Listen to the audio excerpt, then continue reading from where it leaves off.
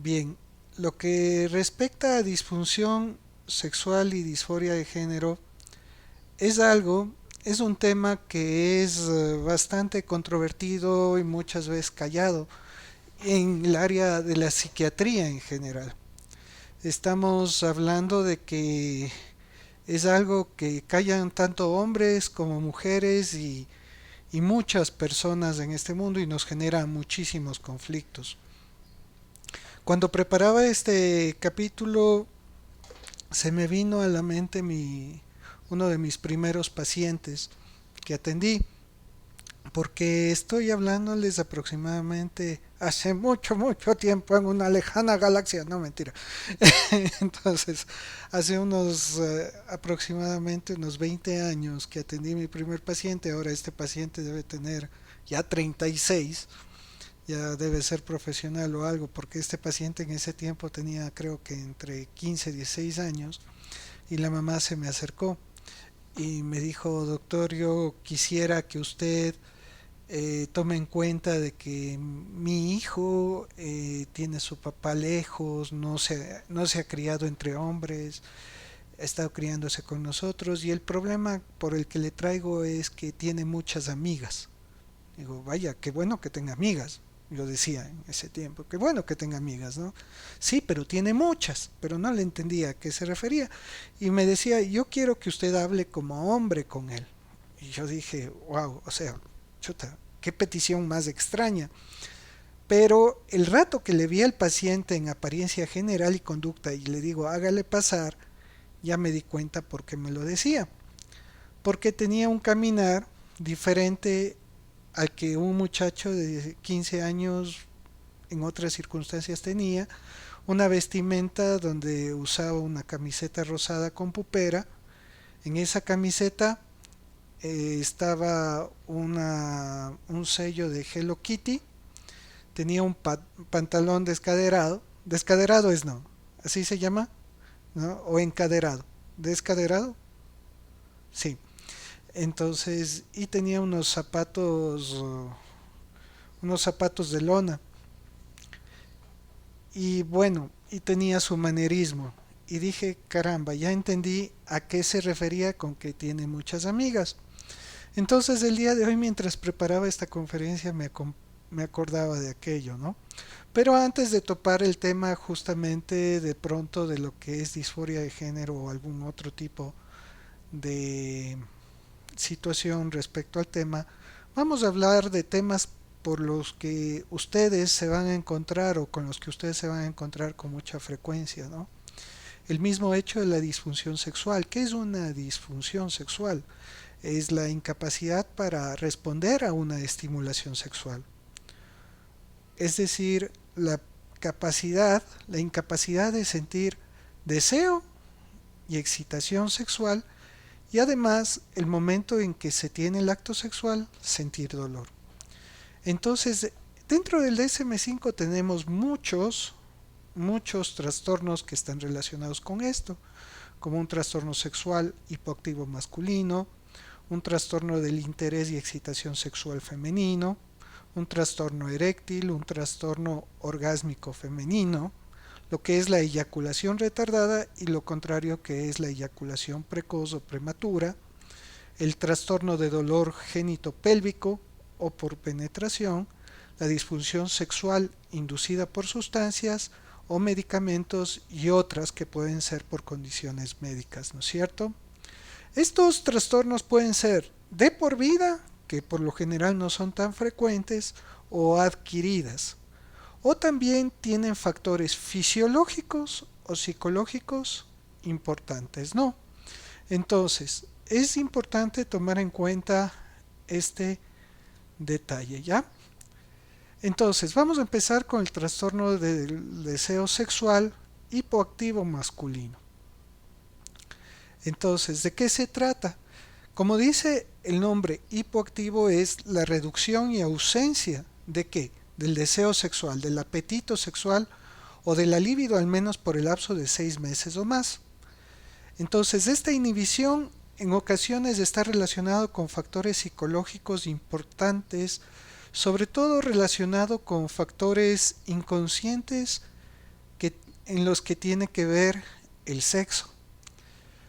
Entonces, ¿qué es lo que pasa en ese momento? Esta carencia genera que tensión, que es generada también por conflictos que puede tener entre la pareja, ¿sí? El paciente con la pareja, o también como resultado de una tensión, exceso de trabajo, ansiedad, cuadros depresivos o el mismo consumo de sustancias.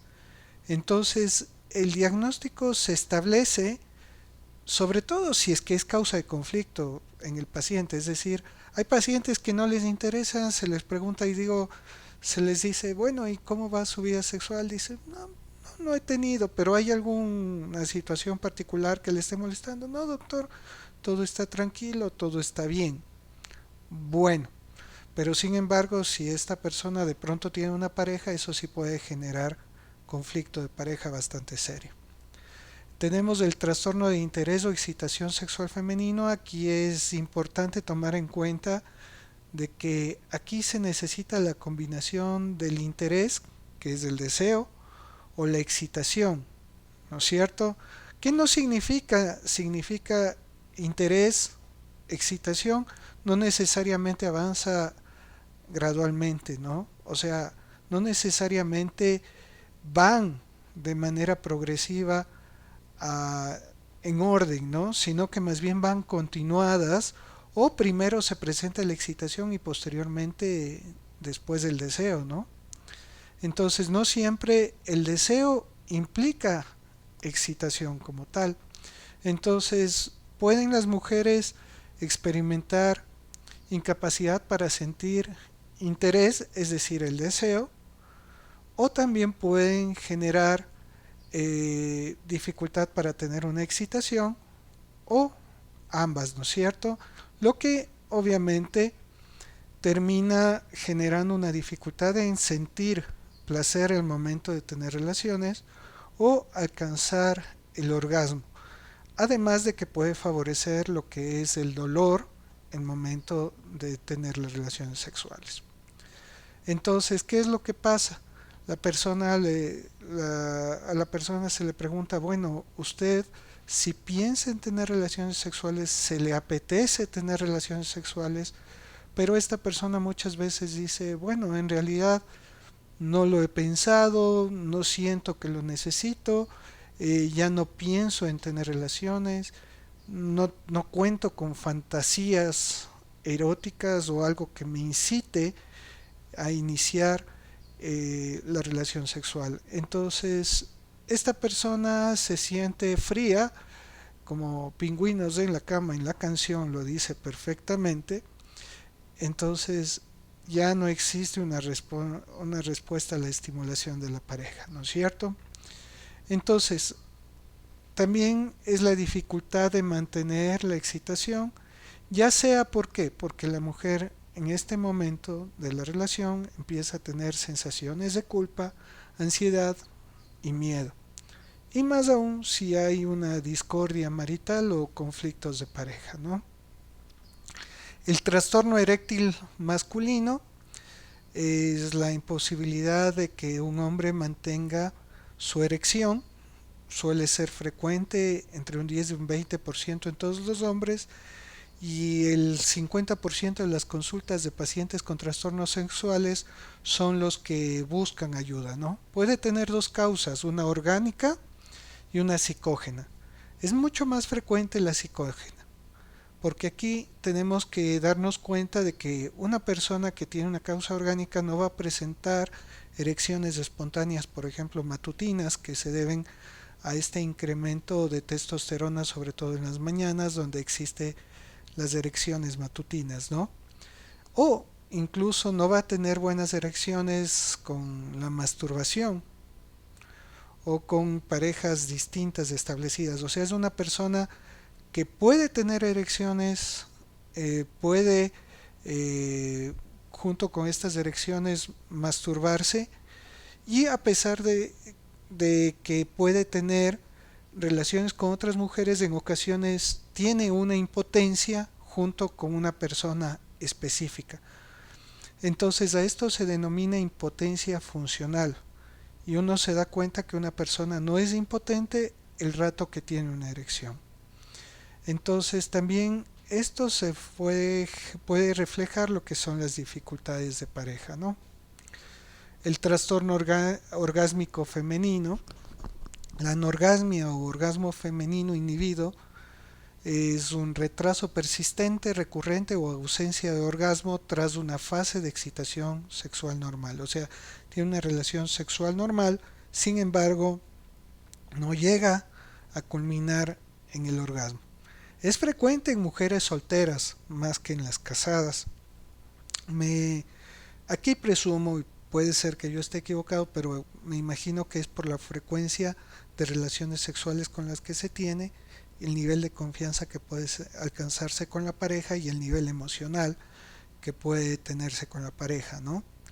Entonces, también nos damos cuenta que las mujeres casadas con más de 35 años que nunca han alcanzado el orgasmo al menos del 5%, ¿no? Y la prevalencia en general de un trastorno orgásmico es de un 30% en la población general. Es considerable si se dan cuenta, pero a través de este problema existe una serie de factores psicológicos que están asociados. Entre eso estamos hablando de temor al embarazo, rechazo por parte del compañero sexual, hostilidad hacia los hombres, ira, rabia, enojo, personas, y nos hemos topado con damas que dicen, bueno, mi pareja me fue infiel, así es que de ahora en adelante van a saber quién soy yo, y entonces empiezan teniendo una promiscuidad sexual que no les lleva a ninguna parte, sino que más bien genera más sentimientos de culpa y, y sobre todo dificultad en controlar sus emociones, sentimientos que generan muchos conflictos, y la impulsividad en ocasiones, la impulsividad sexual se dispara inconscientemente como una forma de desquite o venganza, ¿no? La eyaculación retardada, en cambio, es menos frecuente que la eyaculación precoz. Aquí el hombre no llega a eyacular después de tener una relación sexual. No quiere decir que tenga impotencia. Lo que quiere decir es que el coito se prolonga y con gran dificultad termina eyaculando, o después de mucho tiempo, o simplemente no lo consigue.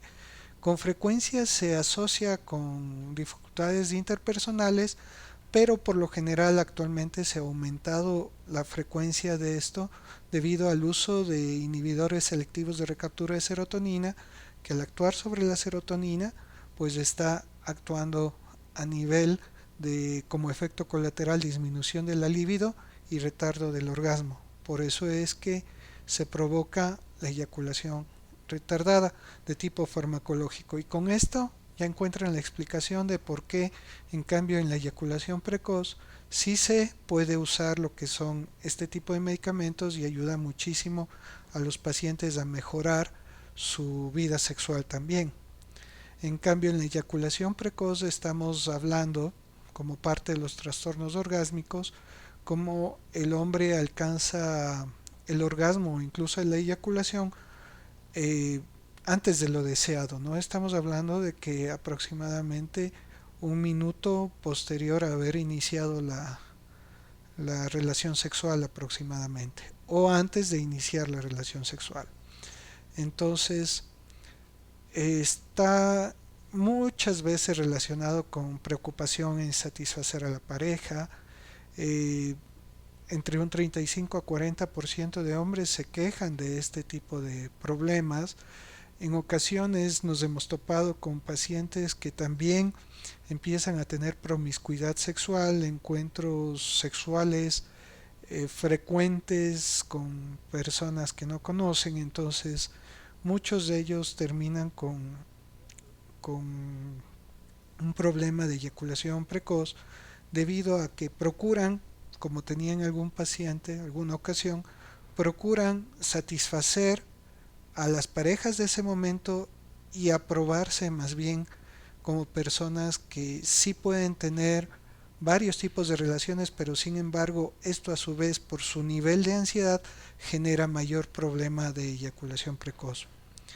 Entonces obviamente genera un conflicto a nivel psicológico y que se, que se evidencia a nivel de lo que es su eyaculación. Entonces también se puede asociar con ansiedad y miedos inconscientes de la vagina y se puede usar medicamentos como inhibidores selectivos de recaptura de serotonina. En cambio, lo que es trastornos sexuales por dolor, tenemos básicamente dos, lo que es la dispareunia y vaginismo.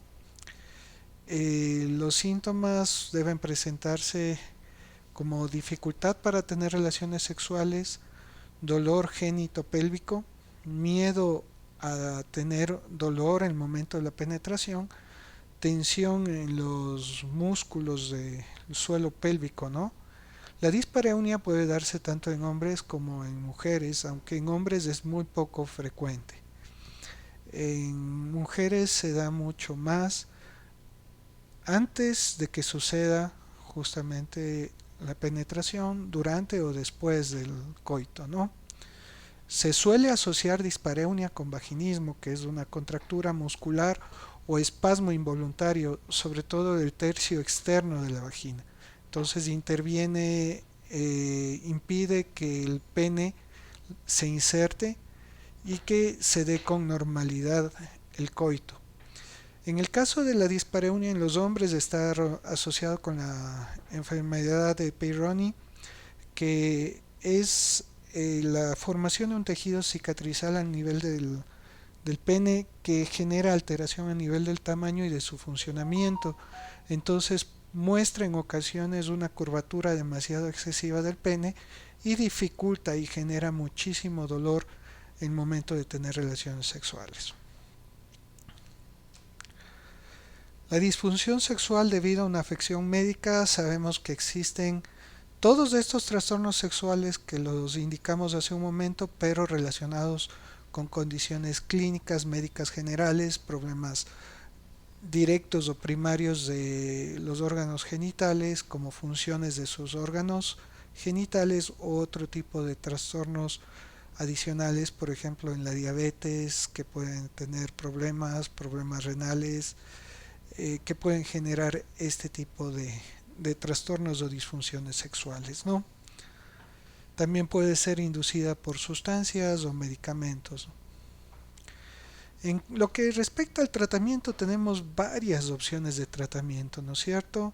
Entrenamiento en habilidades conductuales sexuales, aquí es importante derivar a personas con especialidad, estamos hablando de personas especializadas en sexología, también derivar a las especialidades, por ejemplo, a ginecología, a urología, trabajar con psicoterapia, el sexólogo o psicoterapeuta puede trabajar en desensibilización sistemática, sobre todo en casos de vaginismo, dispareunia en el sexo femenino, abordajes psicodinámicos para empezar a expresar los conflictos inconscientes y empezar a encontrar soluciones, el tratamiento farmacológico para casos específicos, cirugía en caso de ser necesario y la hipnoterapia si en caso se necesita eh, recurrir a lo que es trabajo a nivel del inconsciente.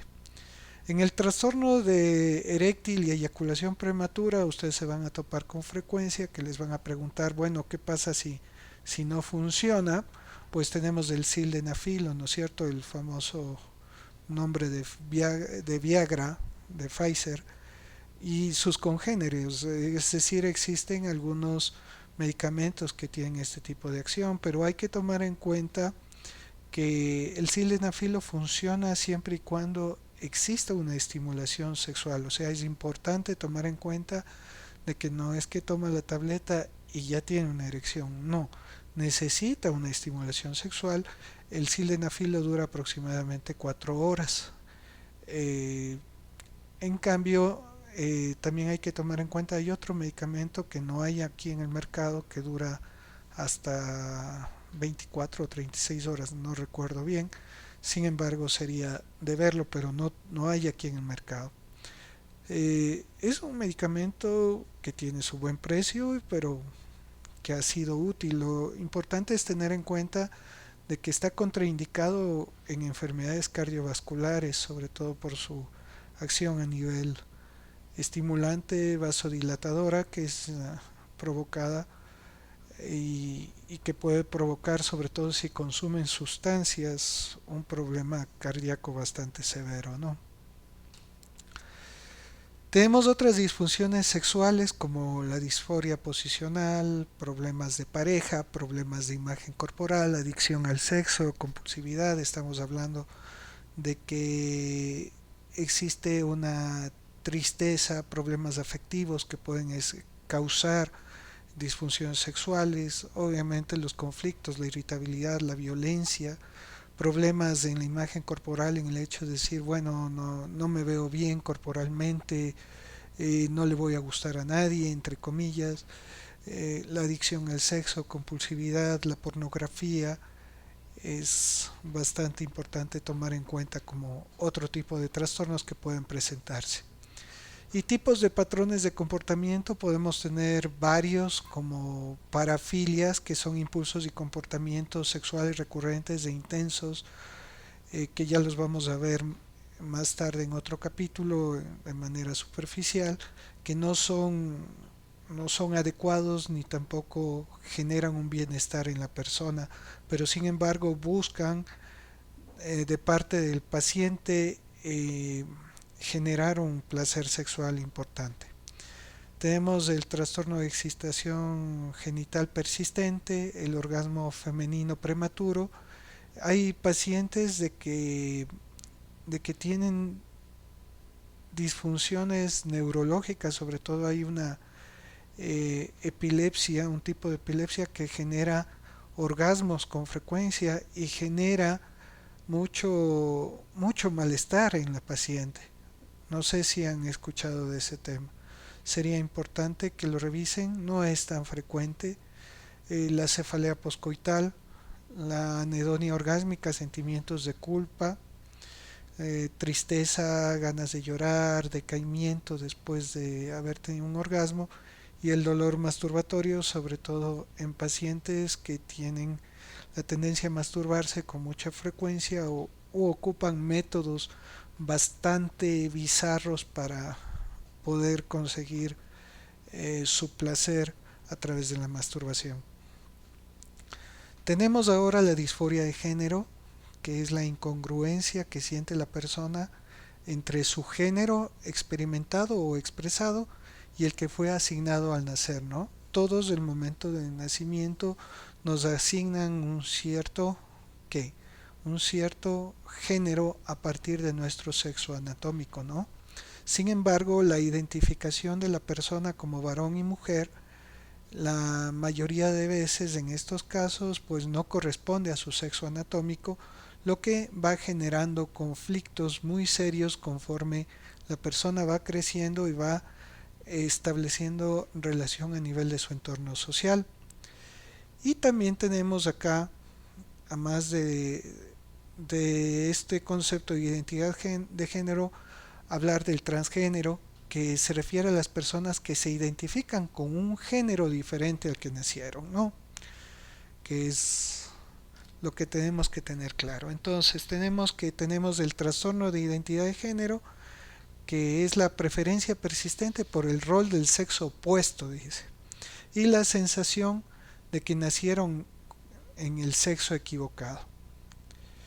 Entonces es así como estas personas pasan su diario vivir, el, la mayor parte de su tiempo, tanto viéndose, actuando como miembros del sexo opuesto, como en el caso del muchacho que les indiqué.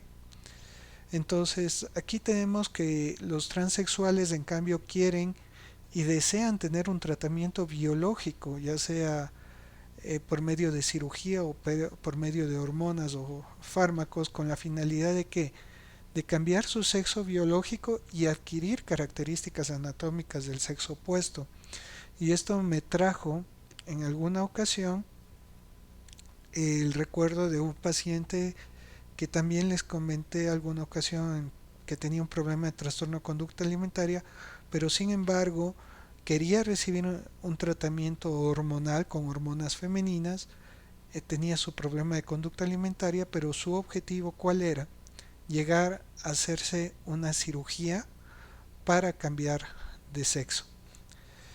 Pero en este caso se notaba que estaba coexistiendo este tipo de problema con un problema de trastorno de conducta alimentaria e incluso tenía rasgos limítrofes de personalidad. Muchas de estas personas pueden coexistir con estas patologías adicionales y funcionar normalmente de manera competente en la vida, ¿no? Disforia significa cuando existe malestar por lo que está sucediendo, ¿no?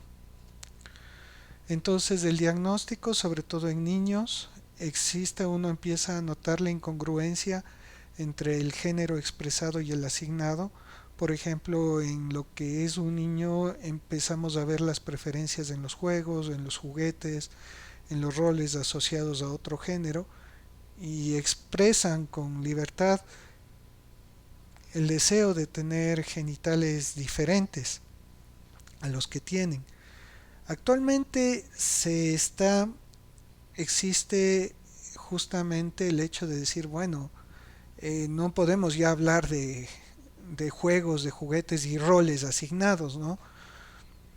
Sin embargo, considero que sí es un marcador para más o menos tener una idea de cuál va a ser la consecuencia de comportamiento a lo largo del tiempo.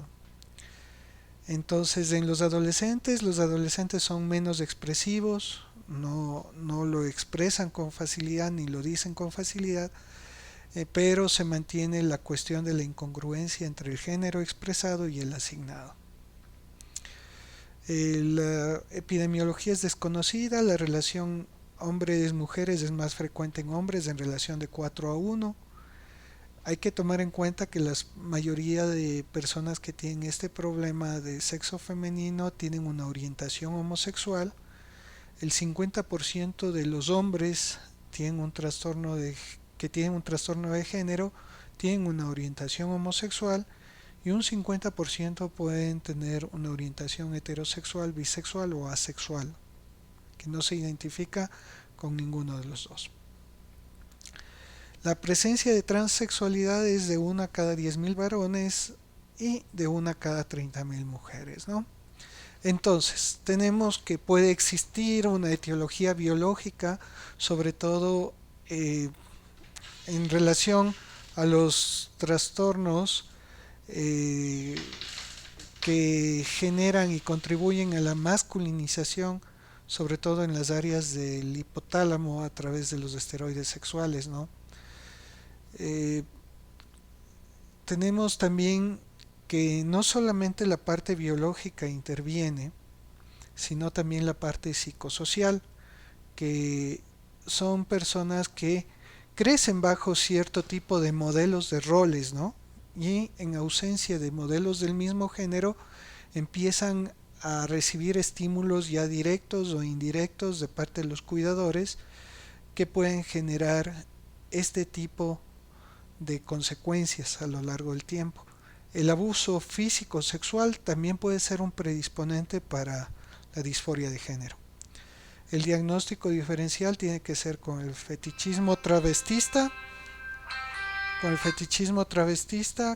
el trastorno de intersexualidad y la esquizofrenia, ¿sí? La evolución y el pronóstico, pues en un niño, ¿qué es lo que sucede? En un niño la evolución puede ser variable, podemos empezar a notarlo a partir de los 4 años, sin embargo, a través de los pares entre los 7 y 8 años empezamos a notar que existe diferencia entre ellos mismos y empiezan a darse cuenta.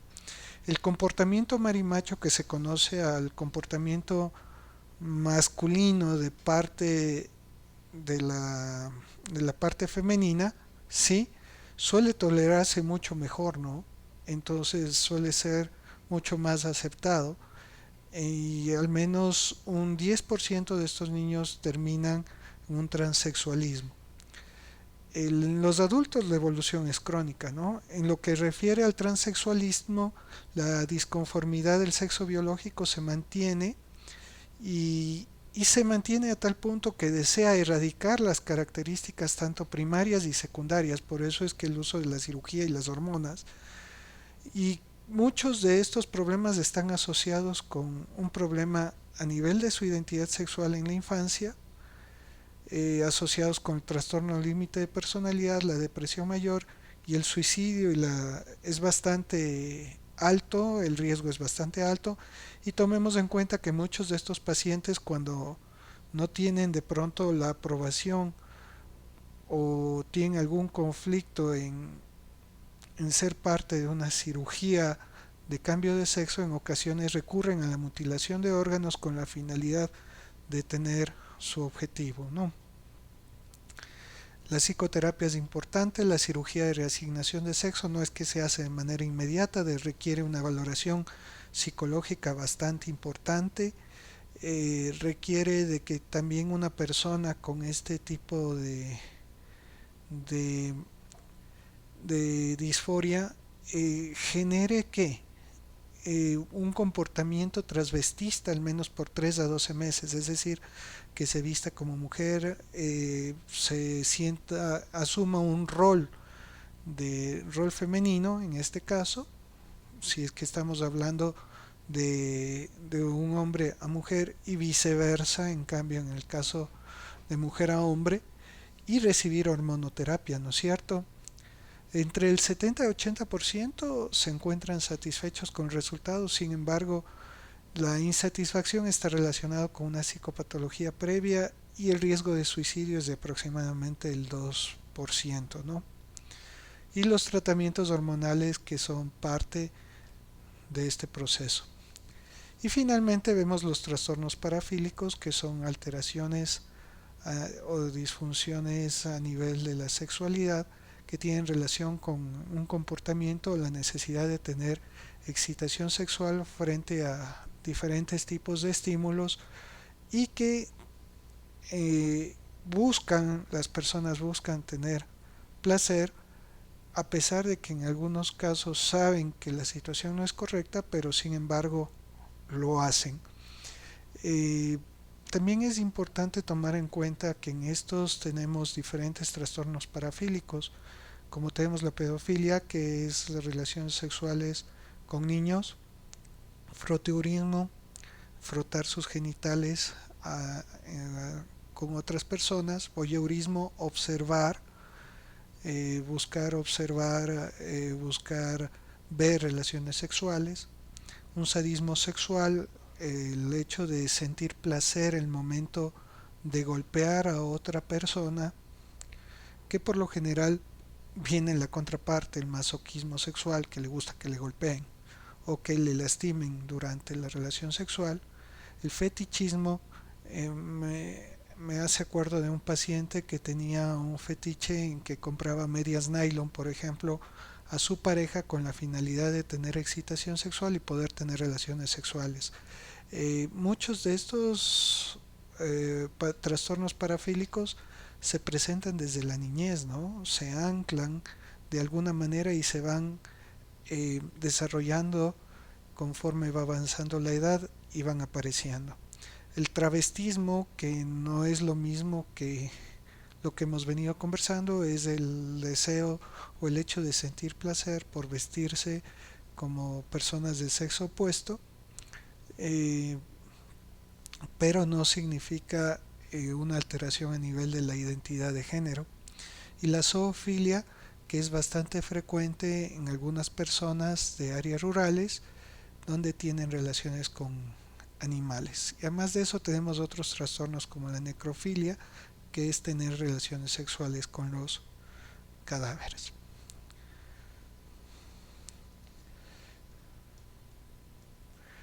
Bien, con esto damos por terminado esta conferencia.